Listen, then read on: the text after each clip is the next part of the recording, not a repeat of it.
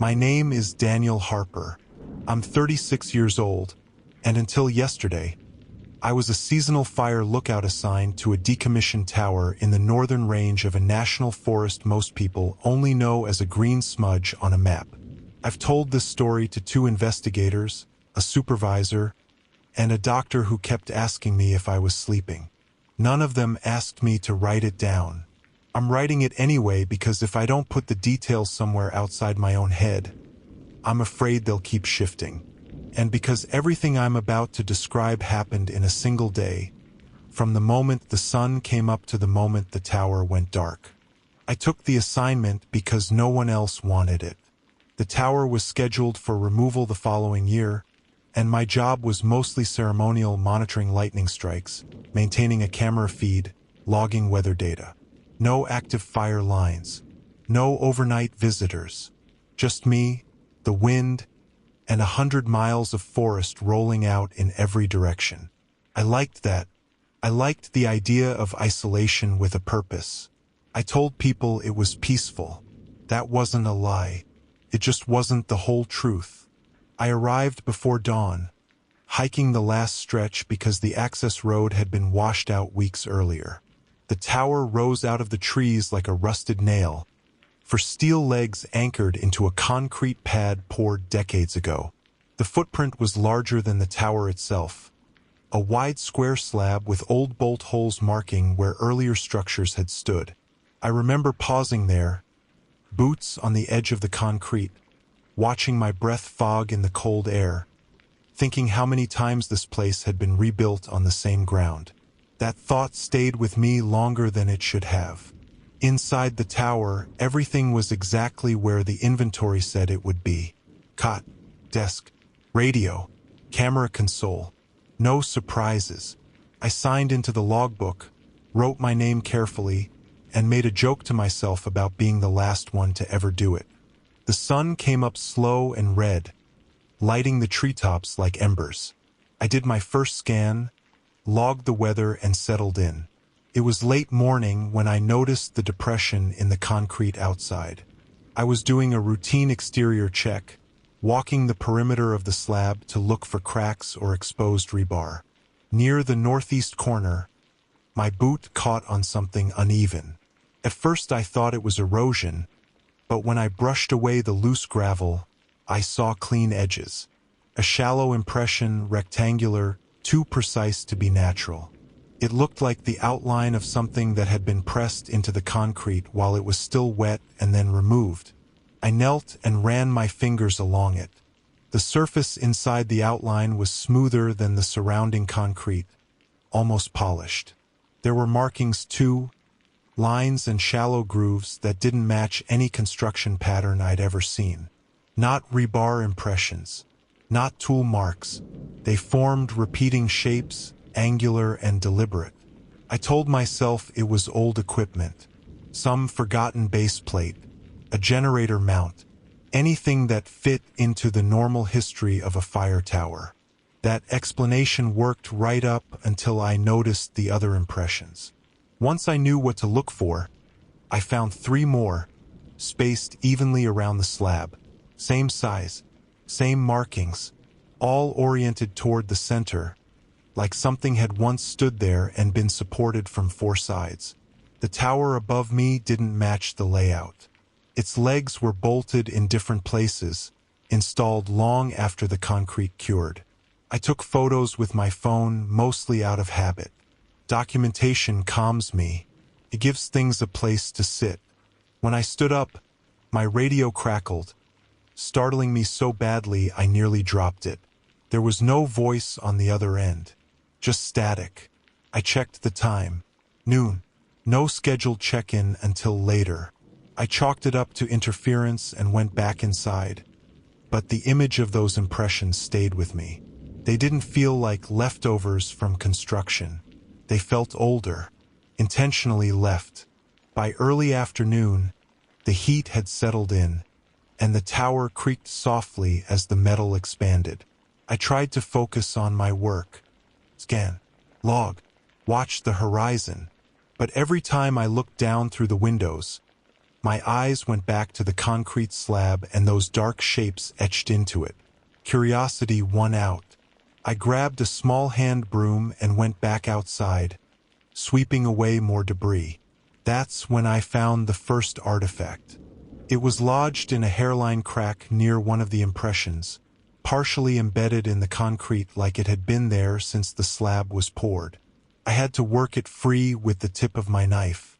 It came out with a soft pop, leaving behind a clean void. The object fit in my palm. Stone, I thought at first, but it was lighter than it should have been. Smooth, warm despite the shade. Carved on one side with the same angular markings I'd seen in the concrete, but deeper, more deliberate. The edges were worn, not from weather, but from handling. I stood there for a long time, turning it over, trying to match it to any reference point in my memory. It didn't look like anything you'd find in a ranger manual or a museum brochure. It looked functional, purpose-built. The strictly realistic part of my brain told me this was an archaeological find. Something undocumented, overlooked when the tower was built. That meant protocols, reports, preservation. The part of me that had chosen this assignment for the solitude told me to keep looking first, just to understand what I was dealing with before making the call. That was the first mistake I made that day. By mid-afternoon, I had uncovered 7 more artifacts, each placed near an impression, each carved with slight variations of the same symbols. When I laid them out on the desk inside the tower, they formed a rough square, mirroring the layout outside. The markings lined up in ways that made my eyes ache if I stared too long. I tried the radio again. Static. No response. I checked the camera feed. Still working, still transmitting, but when I rewound the footage, the slab outside looked wrong. Clean. Empty. No impressions. No movement. I went back to the window and looked down. The impressions were still there, sharp as ever. That was when I realized the sun was already dipping toward the trees, and I couldn't remember when the afternoon had slipped away. The logs showed gaps in my handwriting, entries that jumped forward in time without explanation. I told myself fatigue does that. Isolation. Heat.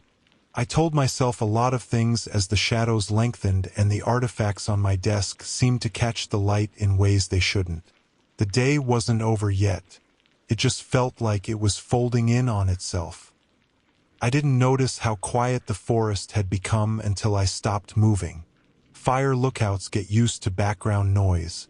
The constant hush of wind through needles, distant birds, the soft metallic complaints of the tower itself.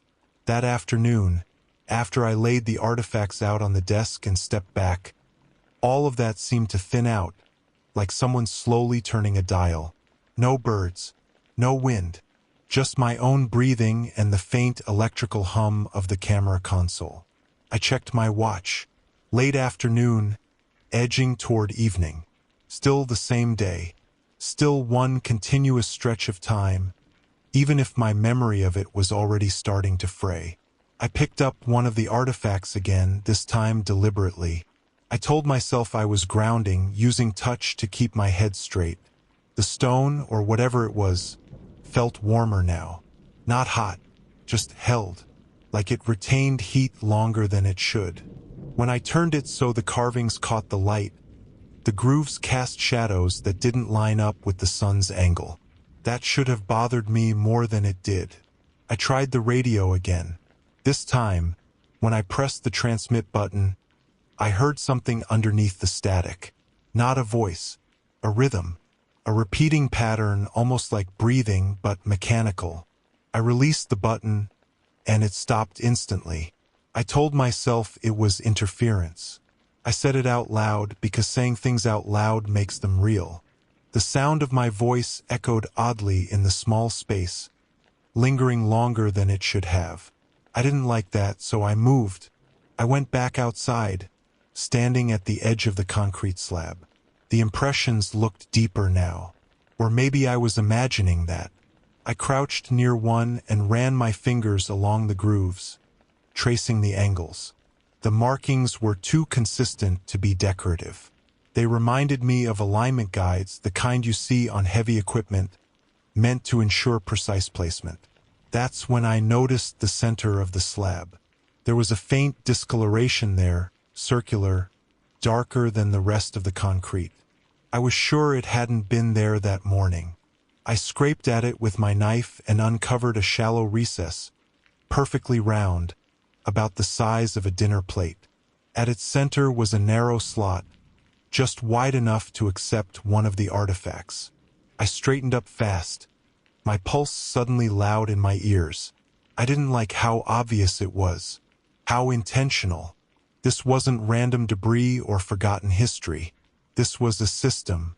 I should have stopped then, documented everything, called it in as an archaeological site and walked away. That's what procedure exists for. That's what rational people do. Instead, I looked back up at the tower. Fire lookout towers are built to be stable, but they're not meant to feel heavy. This one did.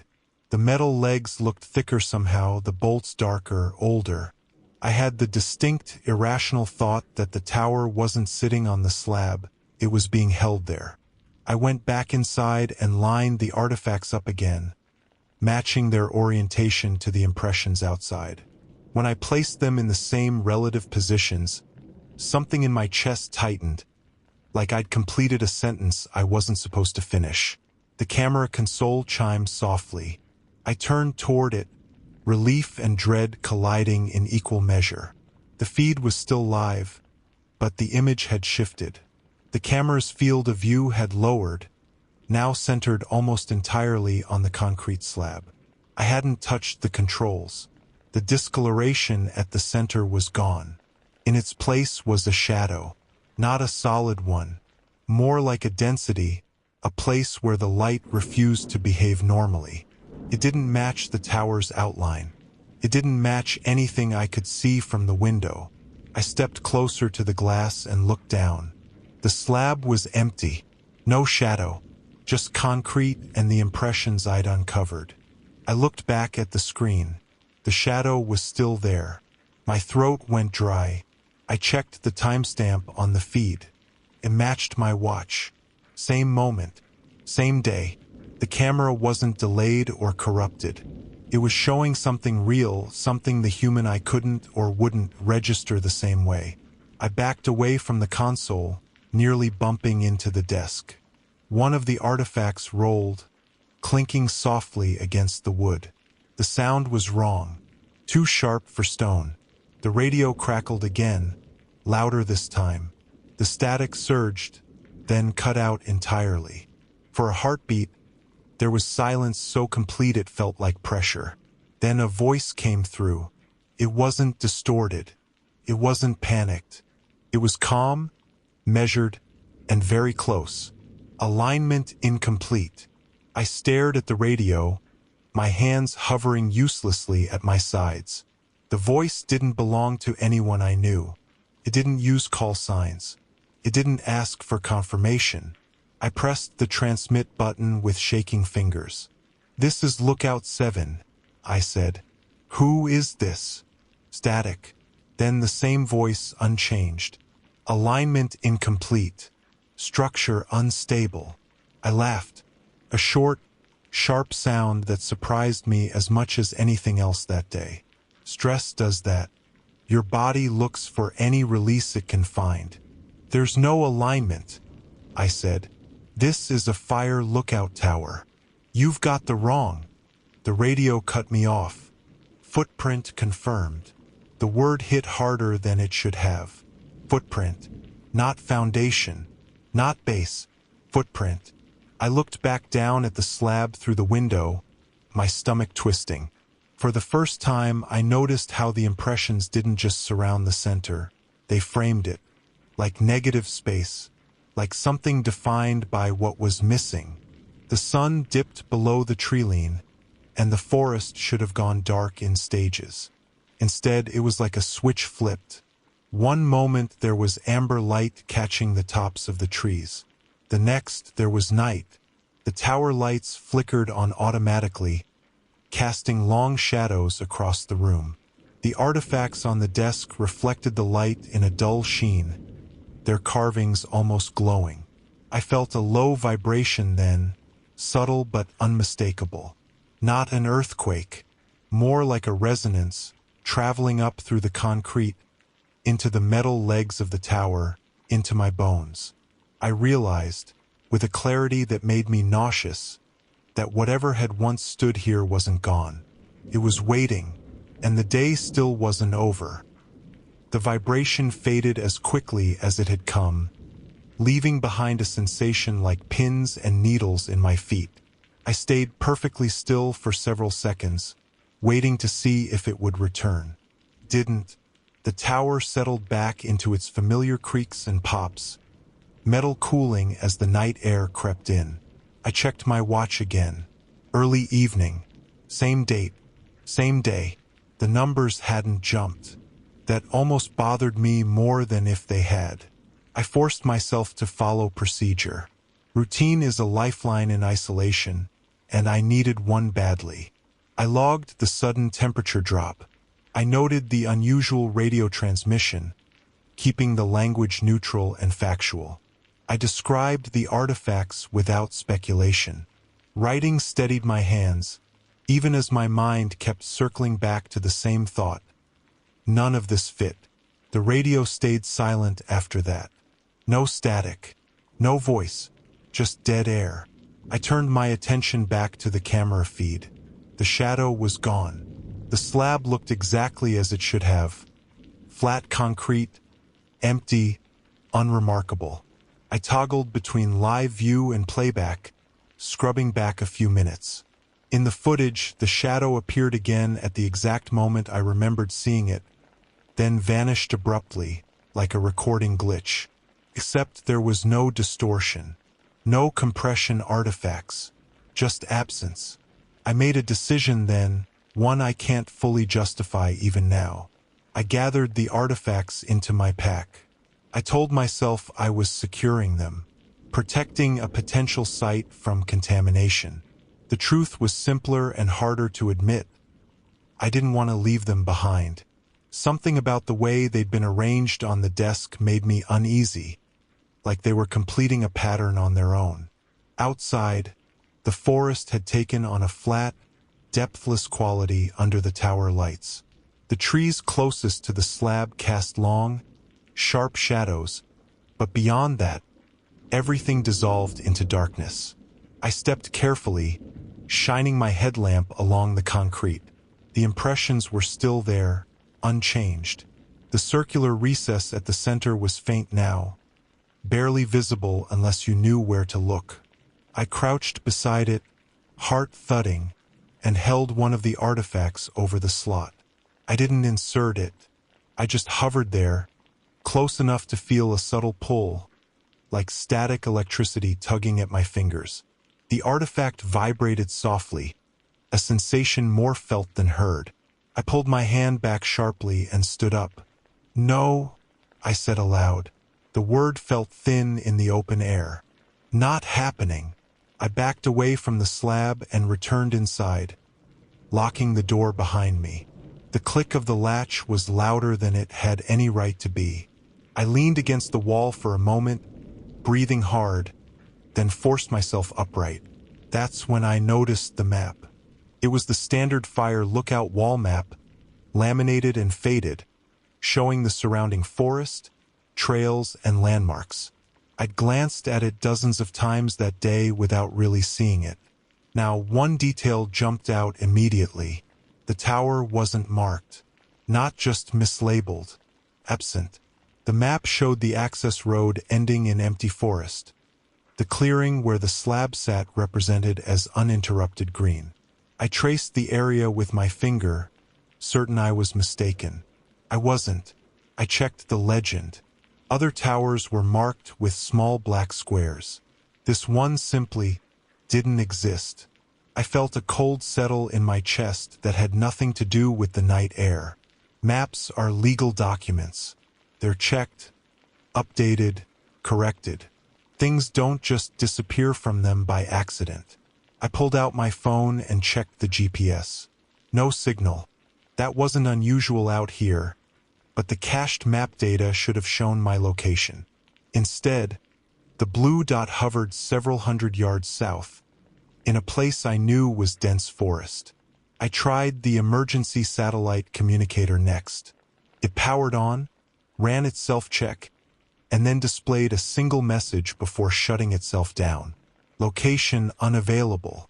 I sat on the edge of the cot, rubbing my face with both hands. Fatigue can cause visual distortions, memory gaps, even auditory hallucinations. I knew that. I'd read the studies. None of them mentioned coordinated systems behaving incorrectly in the same way.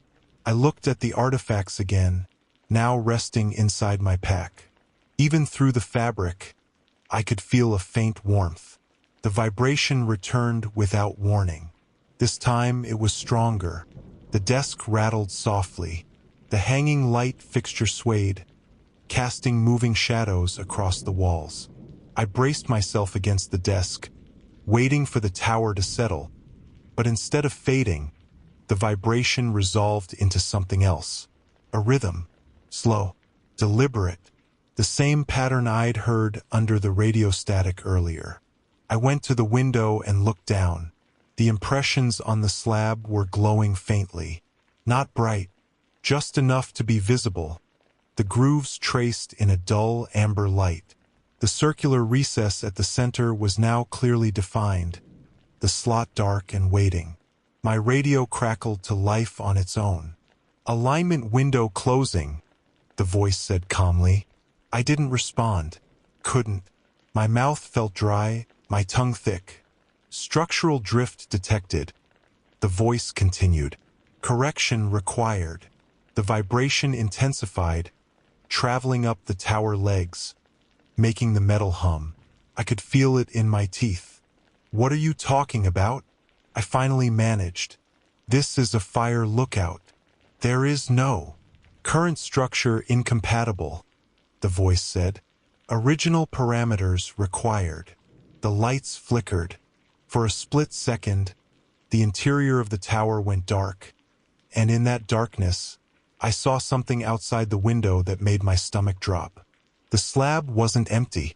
Something occupied the space above it, tall and angular, defined not by solid form but by the way it displaced the light around it. I couldn't see details, couldn't make out edges, but I could tell it was aligned perfectly with the impressions, as if it had always belonged there. The lights snapped back on. The slab was empty again. I staggered back from the window, my heart pounding so hard it hurt. My rational mind scrambled for explanations, vertigo, stress, hypoxia, but none of them accounted for the voice, the map, the synchronized systems failing in the same impossible way. The vibration stopped abruptly, plunging the tower into an unnatural stillness. The radio spoke one last time. "Manual intervention authorized." I knew then what it wanted. Not intellectually, viscerally. The artifacts weren't remnants. They were components, keys, and the tower wasn't built on a foundation. It was built in the wrong place, and if I didn't fix that, something else would. I checked my watch again, almost afraid to look. Still the same day, still ticking forward, and the night was far from over. I didn't move for a long time after the radio went silent. The idea that something expected me to act settled into my chest like weight.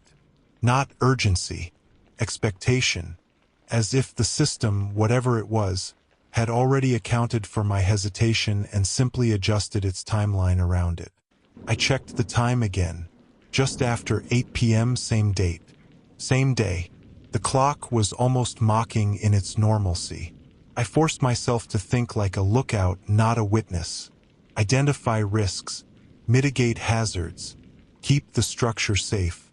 That was the job. That had always been the job, even if the vocabulary had quietly shifted. The vibration had stopped, but the artifacts were still warm inside my pack. When I set the pack on the desk, the fabric twitched slightly, like something inside was settling into place. I unzipped it slowly and laid the artifacts out again. This time, they didn't look random. I don't mean metaphorically. I mean physically. The angles of the carvings lined up more cleanly now, the variations forming a sequence instead of noise. I rotated one of the pieces and a gap closed. Another, and the pattern completed itself. The arrangement was not a square. It was a frame. I realized then that the impressions in the concrete weren't made by pressure alone. They were reference points, guides for orientation. The slab wasn't just a base, it was a calibration surface. My radio clicked softly, not enough to startle me, just enough to let me know it was listening. Manual intervention window reopened, the voice said. I swallowed. You want me to put them back? There was a pause. Not static. Silence with intention. Original configuration required, the voice replied. I laughed again, quieter this time. You're talking about replacing something that isn't there anymore. That's not possible. Another pause. Structure removed without decommission, the voice said. Residual footprint remains. The words landed slowly. Removed. Not destroyed. Not dismantled. Removed. As in relocated. As in taken somewhere else. What structure? I asked. What was here? The radio remained silent. I waited, half expecting another vibration, another warning. Nothing happened. The system, apparently, was content to let me sit with the question. I went back to the window and looked down at the slab. The glow had faded, but the impressions were still faintly visible in the tower lights. The circular recess at the center seemed deeper now, shadows pooling in it. I thought about the tower's history, how many times it had been rebuilt, how many times someone had decided this exact spot was ideal, without ever questioning why. You don't pour concrete like that unless you're anchoring something meant to last. I thought about the map, the missing marker, the GPS drift. I picked up one of the artifacts and held it out in front of me. My hand shook slightly, not from fear exactly, but from the awareness that whatever choice I made next would close off other options permanently. I didn't want to insert it. I didn't want to complete a system I didn't understand. But I also didn't believe I could just walk away. The forest beyond the slab was too quiet. Not asleep. Waiting. I grabbed my jacket, clipped the radio to my belt, and stepped outside.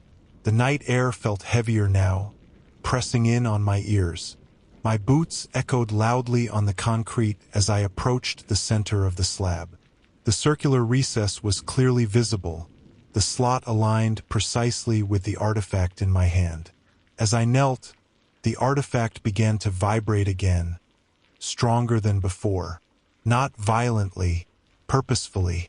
I could feel the rhythm in my wrist, syncing with my pulse until I couldn't tell where one ended and the other began. This is a bad idea, I muttered. The radio crackled. Deviation acknowledged. That was it. That was all. I brought the artifact closer.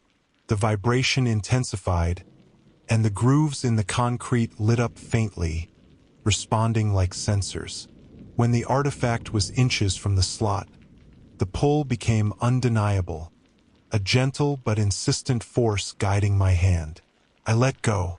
The artifact slid into place smoothly, locking with a soft, resonant click that I felt more than heard. The glow surged, racing along the grooves outward from the center, tracing the impressions one by one. The slab hummed. I stumbled back, heart hammering, as the vibration returned, stronger than ever. The concrete beneath my feet felt alive, resonating like a struck bell. The air above the slab shimmered, distorting the light. Something was forming there, not appearing, assembling. Angular outlines emerged first, defined by absence rather than matter. The space above the slab folded inward, edges snapping into alignment like invisible panels. I couldn't see a surface, but I could see where the world bent around it. The radio spoke again, louder now. Primary anchor established. I scrambled backward, nearly tripping over my own feet. "Stop," I said. "That's enough. I don't know what this is." "Partial restoration detected," the voice replied. "Additional components required." I looked down at my hands.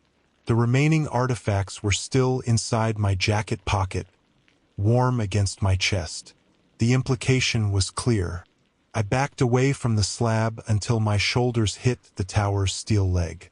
The metal vibrated under my touch, humming in sympathy with the structure forming below. "No," I said louder.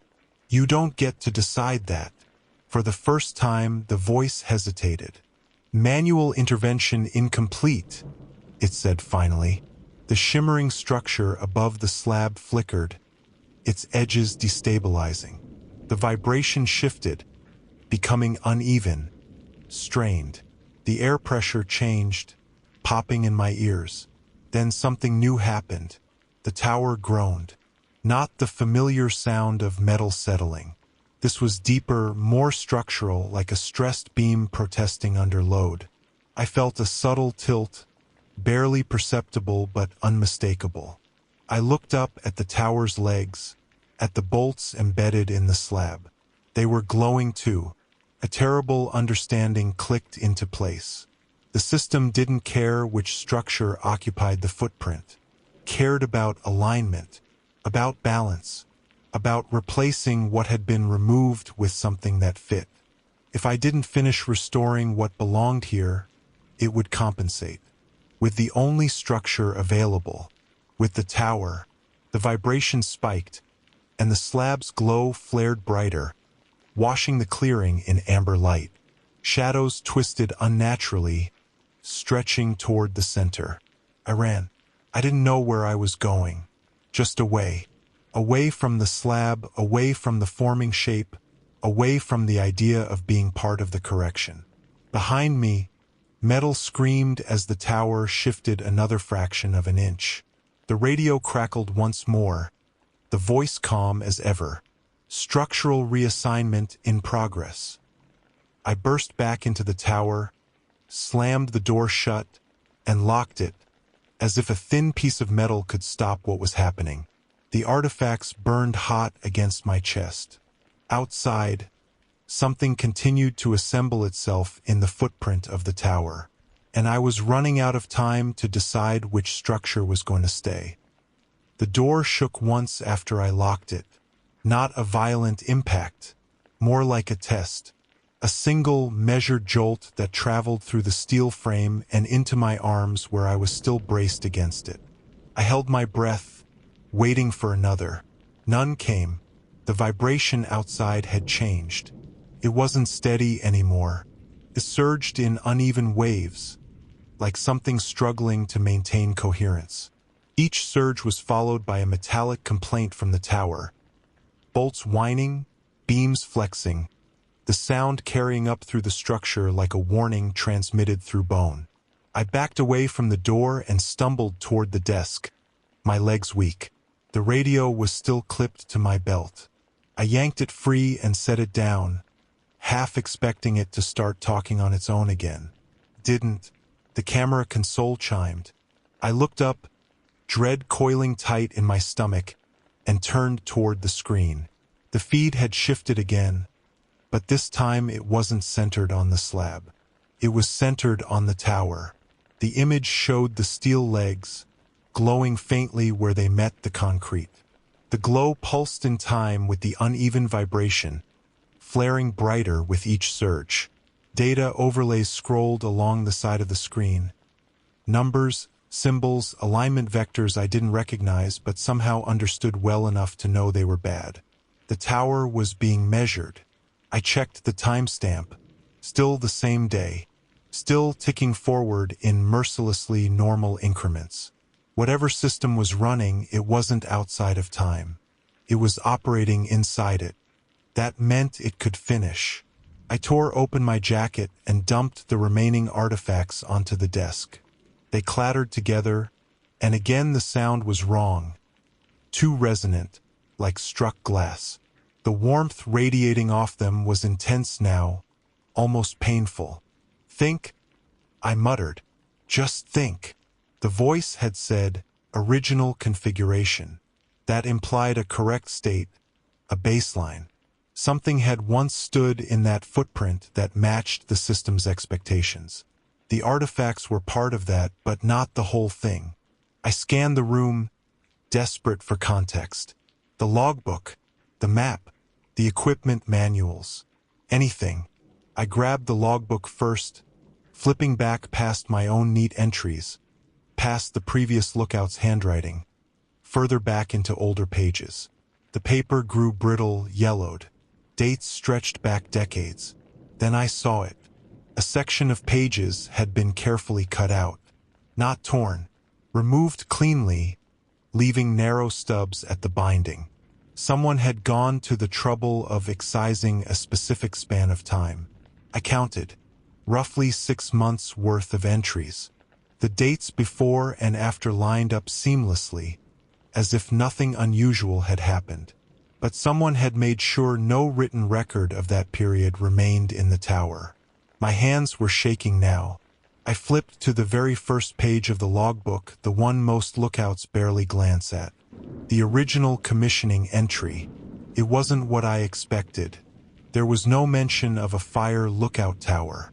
No references to visibility or coverage or forestry. Instead, the language was technical, formal, and deliberately vague.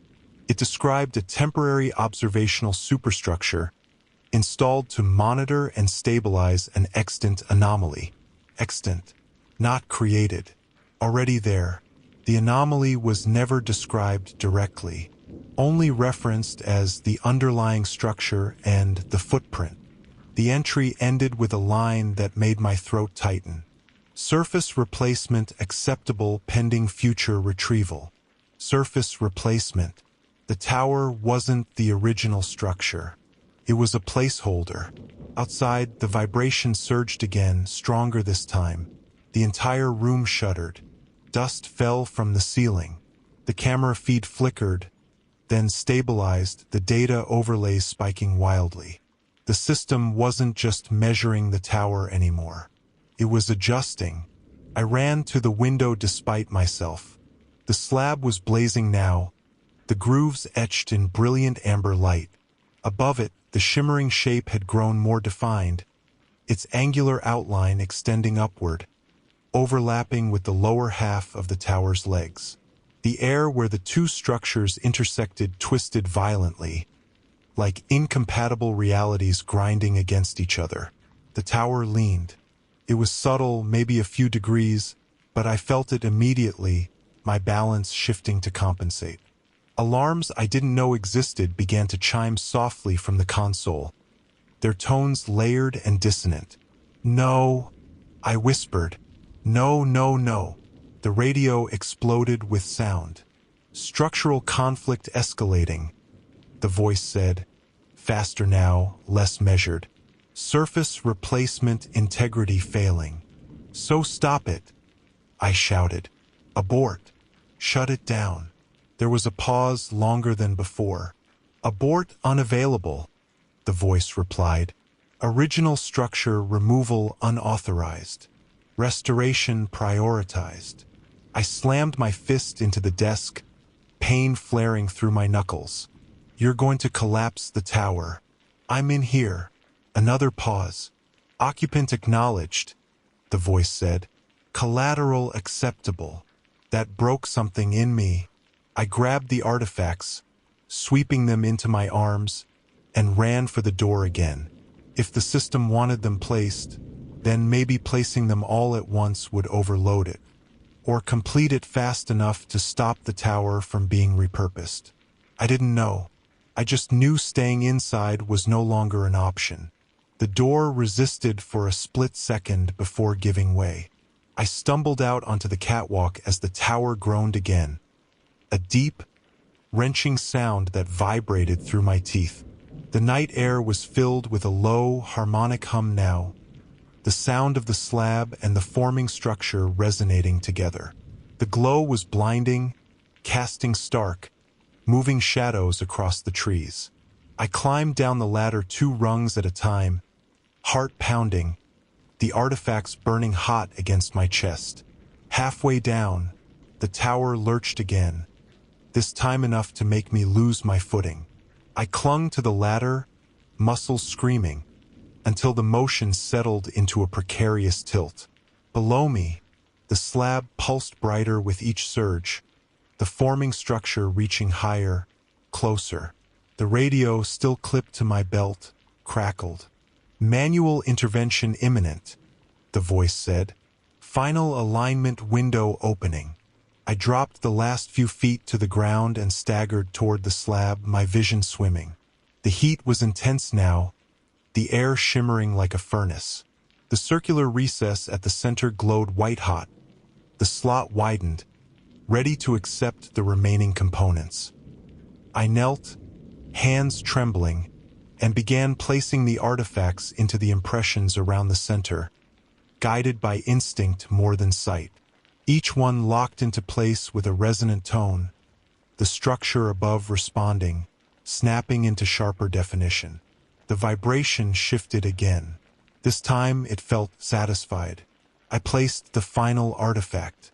For a heartbeat, everything went silent. Then the world seemed to inhale. The light surged upward in a column, enveloping the forming structure, and the tower above screamed as metal twisted under impossible forces. I was thrown backward, hitting the ground hard, the breath knocked out of me. I lay there gasping, staring up at the tower as it leaned further, its legs visibly bending toward the slab. The system had made its choice, and I wasn't sure I'd made mine in time. I couldn't hear anything for several seconds after I hit the ground. Not silence, pressure. Like my ears were submerged deep underwater.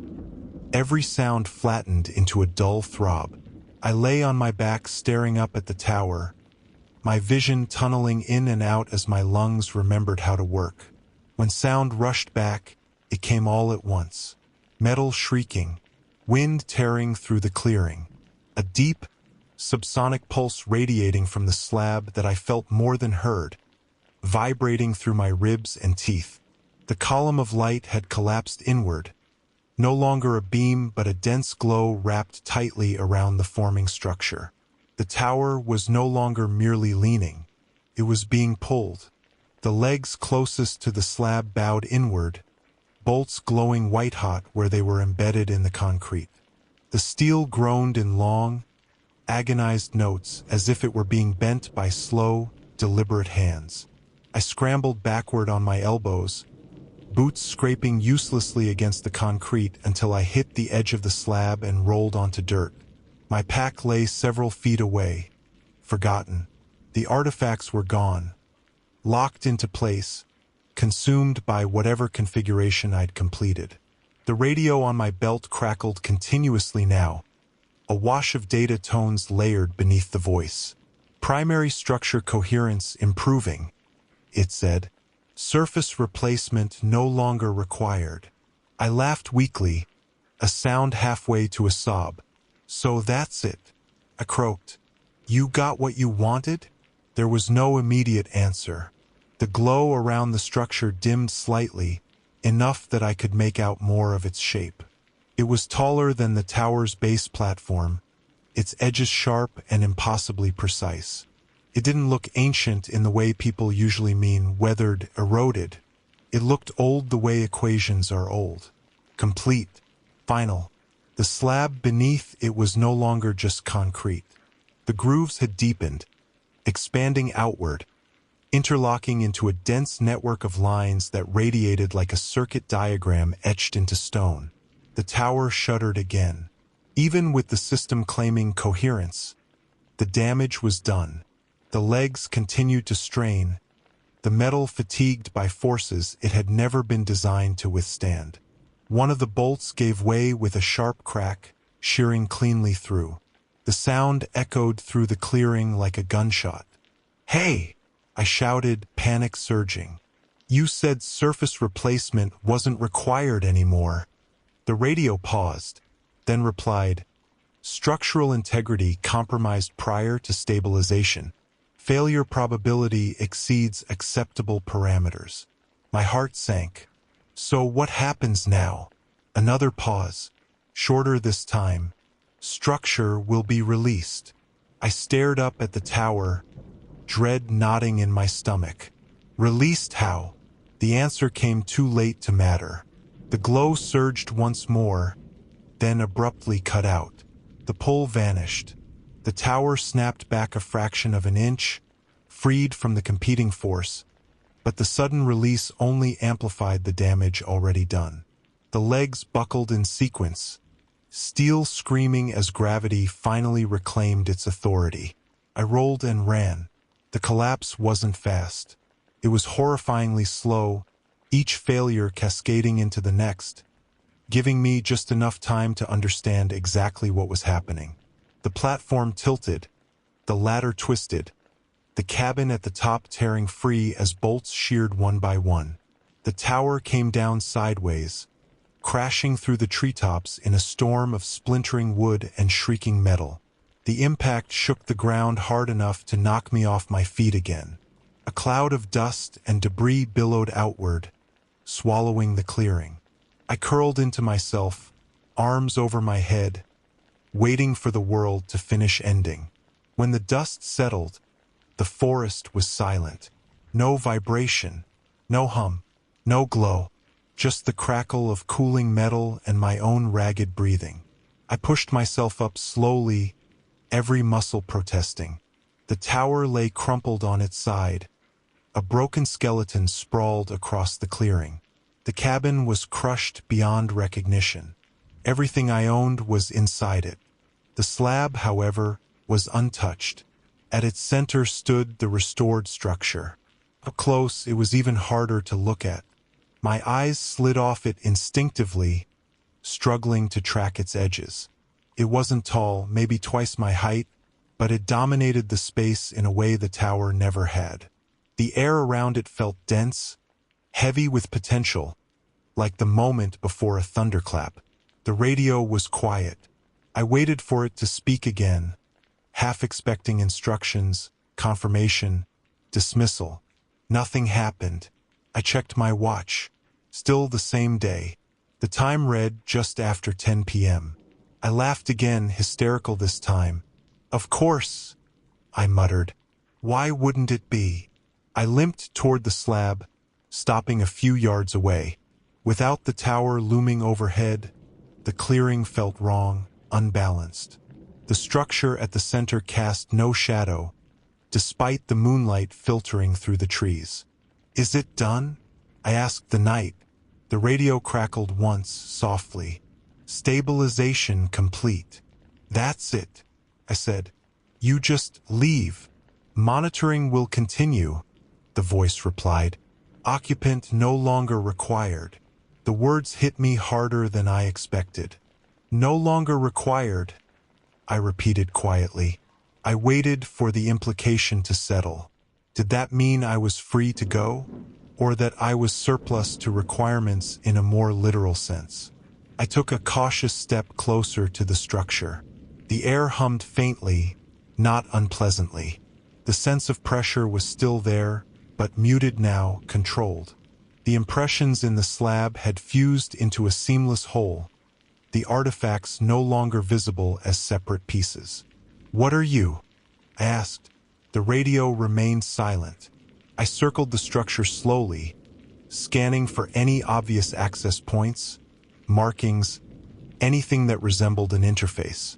There were none. It was complete unto itself, indifferent to my presence. That indifference scared me more than the voice ever had. Because if it didn't need me anymore, there was nothing preventing it from continuing to exist exactly as it was, unattended, undocumented, unaccounted for. I looked back at the wreckage of the tower, at the destroyed equipment, the severed connection to the outside world. My emergency beacon lay somewhere in the debris, crushed or buried. I was alone in the forest with something that had just been restored to its intended state. And whatever had removed it the first time had never bothered to finish the job.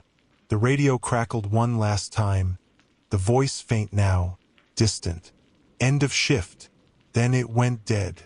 I stood there for a long time, unsure whether to laugh or scream. The night pressed in around the clearing, ordinary and immense. Somewhere far off, an owl finally called, tentative, as if testing whether it was safe to exist again. I checked my watch once more. Still the same day. But I knew, with a certainty that chilled me to the bone, that when this day finally ended, nothing would ever quite line up the same way again. I didn't sleep. That sounds obvious, but I don't mean I was too shaken to rest. I mean sleep felt unavailable, like a door that no longer existed. My body stayed exhausted, heavy and sore from the fall and the adrenaline crash, but my mind never crossed that threshold where thoughts blur and time loosens. I stayed alert in a way that felt imposed rather than chosen. The forest slowly reclaimed its normal sounds. Insects resumed their rhythm. Leaves shifted as the night breeze returned. Somewhere in the distance, something small moved through underbrush. Ordinary things, comforting things, but they all felt staged, like a recording playing to reassure an audience that the performance was over. I sat on a fallen section of tower leg, back against cold steel, watching the structure on the slab. It didn't move. It didn't glow. If not for the way my eyes refused to settle on its edges, I could almost convince myself it was just another piece of equipment. Some abstract monument, some forgotten installation. Almost. I checked my watch again. Same date. The time crawled forward now, minute by minute, stubbornly normal.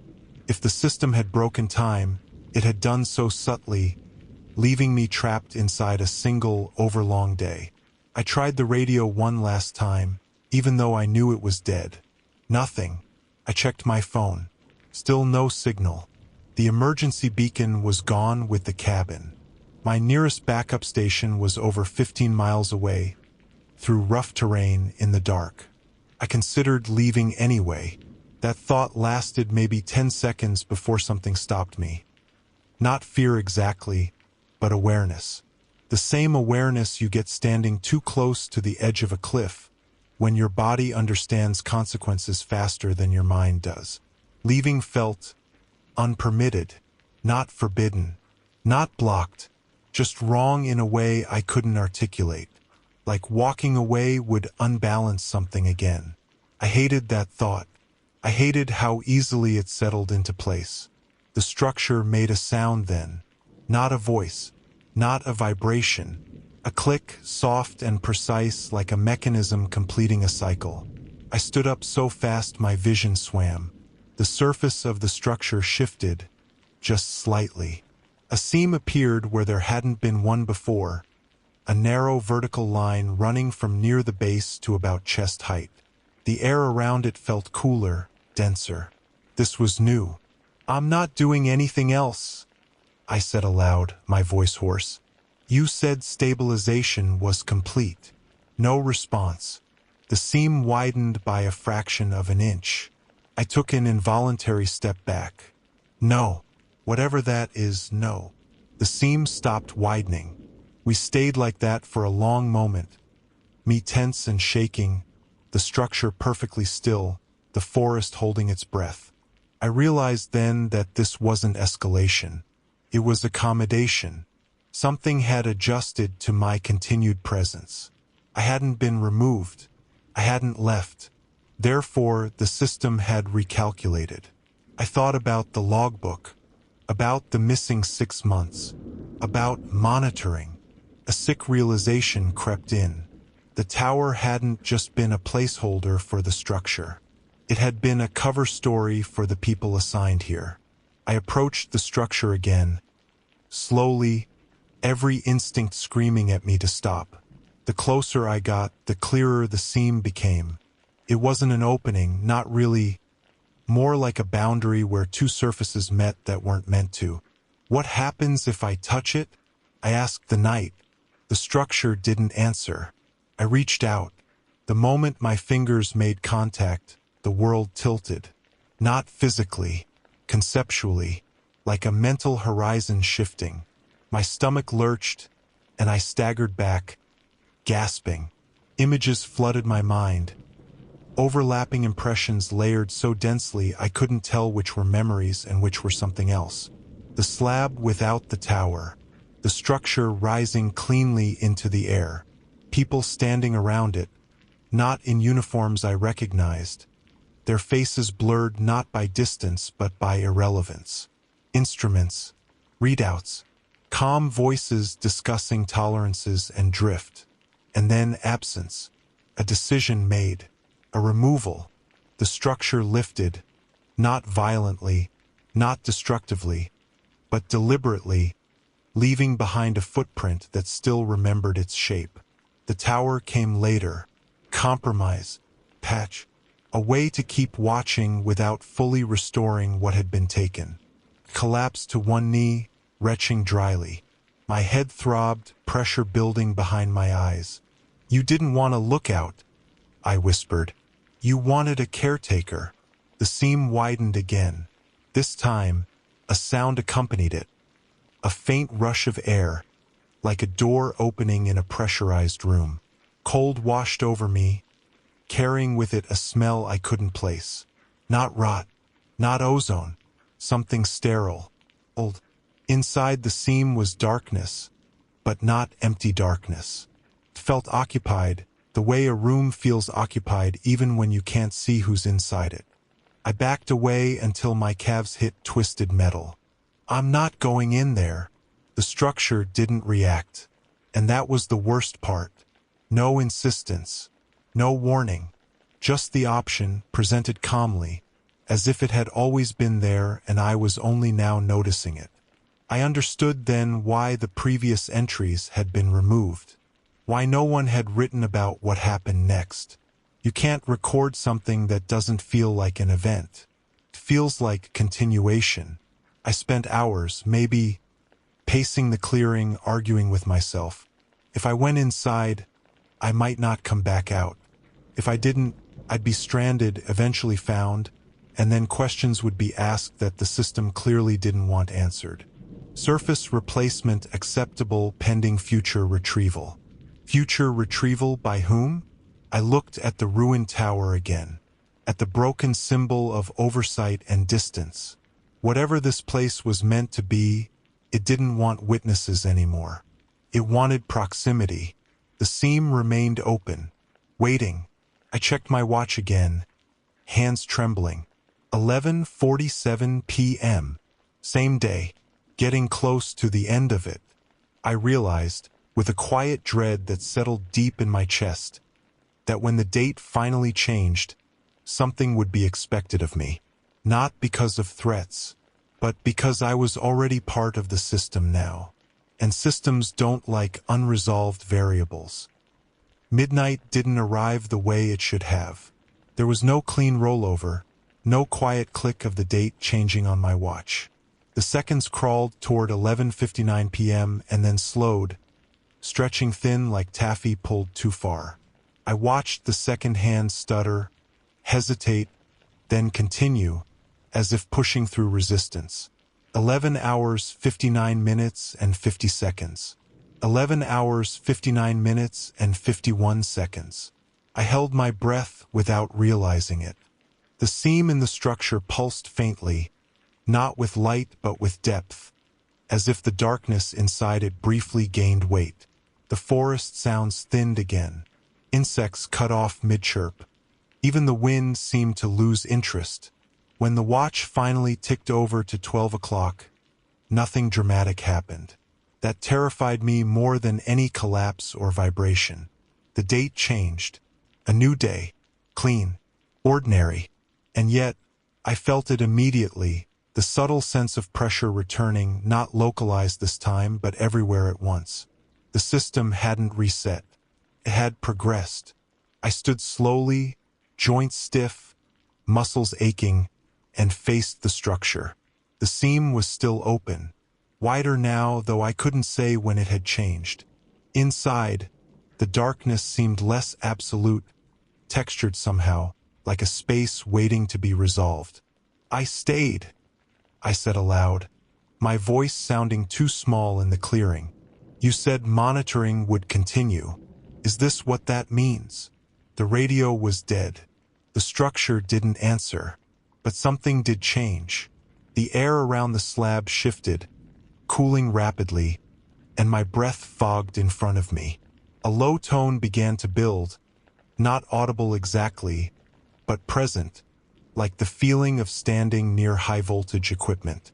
My teeth buzzed faintly. I understood then that the day ending hadn't triggered punishment. It had triggered transition. I stepped closer before I could talk myself out of it. The ground near the slab felt firmer somehow, less like soil and more like compacted stone. My boots made a different sound there, dull and final. At the edge of the seam, I stopped. Up close, the interior wasn't dark so much as unlit. I could sense depth without seeing distance, space without geometry. The smell was stronger here, sterile, mineral, like cold metal left undisturbed for centuries. This isn't my job, I said weakly. I didn't sign up for this. The seam widened another inch. Not forcefully, not invitingly, accommodating. I felt a pressure at the base of my skull then. Not pain, but focus. Thoughts aligned unnaturally, memories surfacing without effort. Training manuals, briefings, the careful language of risk assessment. And layered beneath that, something new, an understanding that hadn't come from experience or learning, but from proximity. The structure wasn't a building. It was a stabilizer, a boundary object, something placed where things didn't align naturally, where the underlying shape of the world drifted just enough to matter. It didn't create the anomaly, corrected for it, and it couldn't do that from a distance. The tower had been a compromise, an external observer anchored near the footprint, enough to keep things from worsening, not enough to truly resolve the instability. Until someone removed the original structure. Until someone decided monitoring was safer than maintenance. I swallowed hard. So what am I to you? The pressure intensified, resolving into something almost like intention. Not ownership. Responsibility.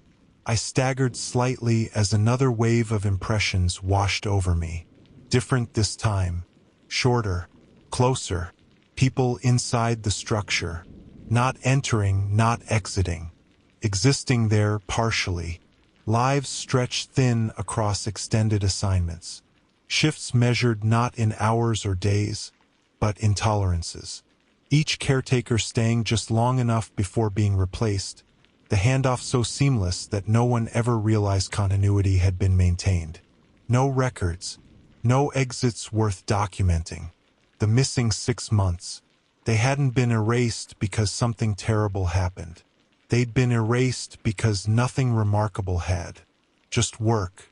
I backed away again, panic flaring. No, I'm not doing that. You don't get to just assign me. The seam didn't react, but the ground behind me did. I heard it before I felt it. A faint cracking sound, like ice forming. I turned, heart pounding, and saw thin fractures spreading outward from the slab's edge, spiderwebbing into the surrounding soil. The forest floor distorted subtly, roots bending at wrong angles, stones half sinking, half floating. Not violently, gradually, a warning, not a threat. The stabilizer wasn't forcing me inside. It was demonstrating the cost of absence.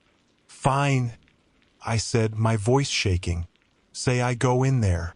What happens to me? Nothing answered. And that too was an answer. I wouldn't die. I wouldn't disappear. I would continue, in a state that made questions like before and after less relevant. I thought about rescue crews finding the wrecked tower, about investigations, reports, rational explanations, structural failure, landslide, freak accident, seasonal worker presumed dead or missing. That version of events fit easily into the world. Me walking out of the forest days later with no tower and no explanation did not. I checked my watch again, reflexively. 12:18 a.m. Time was moving normally now. The structure had what it needed. A choice acknowledged. I stood there for a long time, longer than I can comfortably admit, weighing the terror of stepping forward against the slow, creeping dread of staying where I was. The fractures at the slab's edge had stopped spreading, holding in a tense equilibrium. I stepped toward the seam.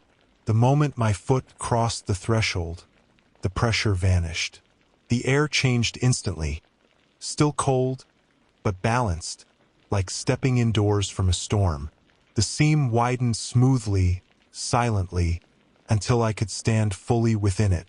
I hesitated one last time and looked back. The forest seemed farther away now, as if I were already viewing it through glass. The ruined tower lay half-buried in shadow, a relic of an oversight model that had failed. I exhaled and stepped inside. The seam closed behind me with a soft, final click. There was no darkness. There was space. Not infinite, not abstract. Structured, layered. A place designed to be occupied by someone who understood they were no longer measuring time by calendars. I felt something settle into place around me. Not restraints, not interfaces. Context. For the first time since arriving at the tower, the pressure eased completely. Stabilization wasn't just complete. It was staffed. And somewhere far above or below or adjacent, the world outside continued on, blissfully unaware that its alignment now depended on a man who'd taken a job no one wanted and never clocked out.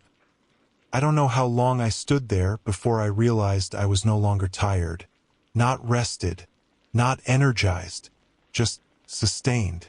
The space inside the structure didn't have walls the way rooms do, but it wasn't open either.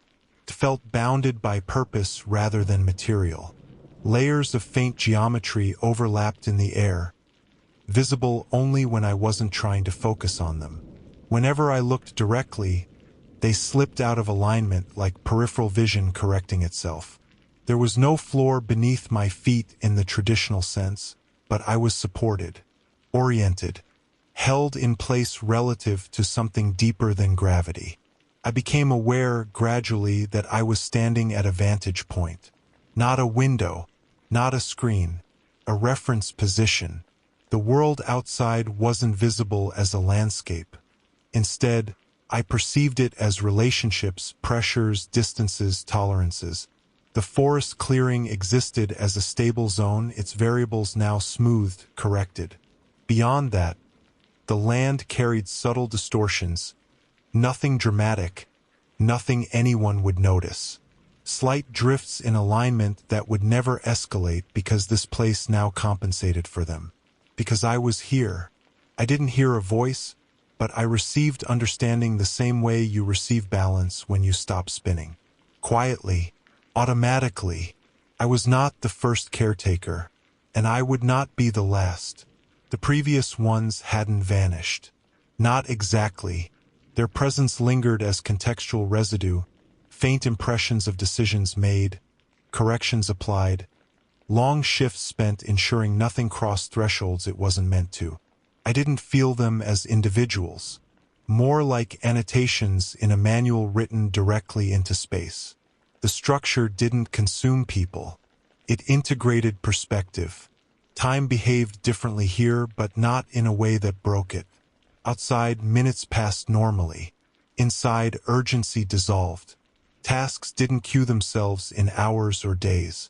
They arose as imbalances, subtle deviations in the world's underlying geometry that needed attention. I didn't learn how to do it. I recognized it. The stabilizer wasn't intelligent. It didn't decide. It enforced consistency. It required a human element not because of emotion or creativity, but because the anomaly it corrected was entangled with human presence. Human construction. Human interference. Someone long ago had noticed that certain places didn't line up the way they should. That foundations sank unevenly. that structures failed without obvious cause, that maps needed revision more often around specific coordinates. They built the stabilizer not to fix the land, but to anchor it. Then they removed it. Maybe the research ended. Maybe funding dried up. Maybe someone decided the anomaly was insignificant. Monitoring replaced maintenance.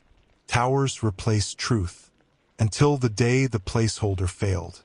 Until I took a job no one wanted. I became aware, dimly, of movement outside. Not footsteps, vehicles, distant engines, rescue crews reaching the clearing at first light. I could feel their presence as new variables introduced into a stabilized zone. They would find the tower collapsed.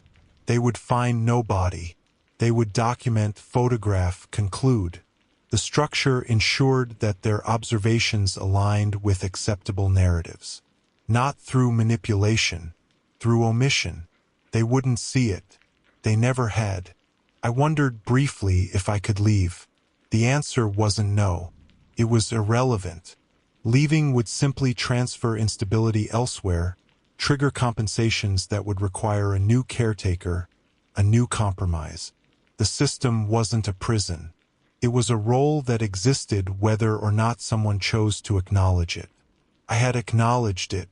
I thought about my life before the tower. Seasonal contracts, temporary assignments, always moving, never anchored long enough for anything to drift too far out of place. I realized then that I hadn't been chosen randomly.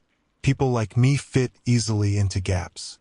Time passed, not hours, not days, adjustments, corrections, a subtle sense of completion as tolerances fell back within range.